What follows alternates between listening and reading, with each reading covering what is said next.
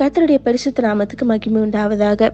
யோவான் 15:5 இப்படியா சொல்லுது, நானே திராட்சை செடி, நீங்கள் கொடிகள். ஒருவன் என்னிலும் நான் அவனிலும் நிலைத்திருந்தால் அவன் மிகுந்த கனிகளை கொடுப்பான். என்னை அல்லாமல் உங்களால் ஒன்றும் செய்யக்கூடாது அப்படின்னு சொல்லி இந்த வசனத்தை பார்க்கும்போது நம்முடைய வாழ்க்கையில இயேசு கிறிஸ்து எந்த அளவு முக்கியமானவர் அப்படிங்கிறத தெளிவா நம்ம பார்க்கிறோம்.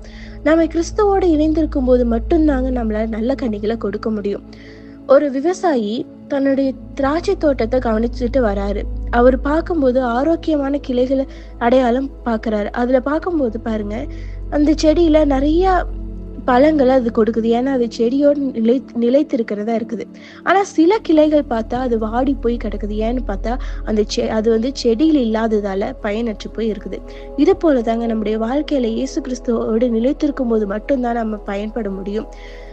இயேசுவோடு நிலைத்திருக்கும் போது பாருங்க, ஒரு திராட்சை செடியின் கிளைகள் அதனுடைய வேர், அதனுடைய தண்டு மூலமா தான் உயிர் பெறுது. அதே போலதான் நம்முடைய வாழ்க்கையில நம்ம இயேசு கிறிஸ்துவோடு நிலைத்திருப்பதன் மூலம் பாருங்க, நிலைத்திருக்கும் போது நம்முடைய ஆவிக்குரிய வாழ்க்கையில நம்ம வளர்ச்சி அடைகிறத நம்ம பார்க்க முடியும். ஒரு கிளை பார்த்தீங்கன்னா செடியிலேருந்து பிரிஞ்சிருச்சுன்னா அது வாடி போய் பயனில்லாததா மாறிடும். அதே போலதான் நம்முடைய இயேசு கிறிஸ்துவோட நம்ம இணைந்திருக்கும் போது மட்டும்தான் நம்ம வாழ்க்கை அர்த்தம் உள்ளதா மாறும். இதுல 4வது வசனம் இப்படியா சொல்லுது, என்னில் நிலைத்திருங்கள், நானும் உங்களில் நிலைத்திருப்பேன். கொடியானது திராட்சை செடியில் நிலைத்திராவிட்டால் அது தானாய் கனி கொடுக்க மாட்டாதது போல நீங்களும் என்னில் நிலைத்திராவிட்டால் கனி கொடுக்க மாட்டீர்கள்னு சொல்லி. அப்ப பாருங்க, செடியாகி இயேசு கிறிஸ்துவோட நம்ம நிலைத்திருக்கும் போது நம்ம பாருங்க நல்ல கனிகளை நம்ம கொடுக்க முடியும். நம்ம ஆவிக்குரிய கனிகளை நம்ம வாழ்க்கையில வெளிப்படுறத நம்ம பார்க்க முடியும்.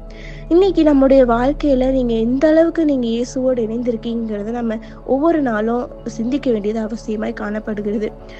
உங்களுடைய வாழ்க்கை ஆவிக்குரிய கனிகளை கொடுக்குதா அப்படிங்கிறத நம்ம ஆராய்ஞ்சு பார்க்க வேண்டியது அவசியமா இருக்கு.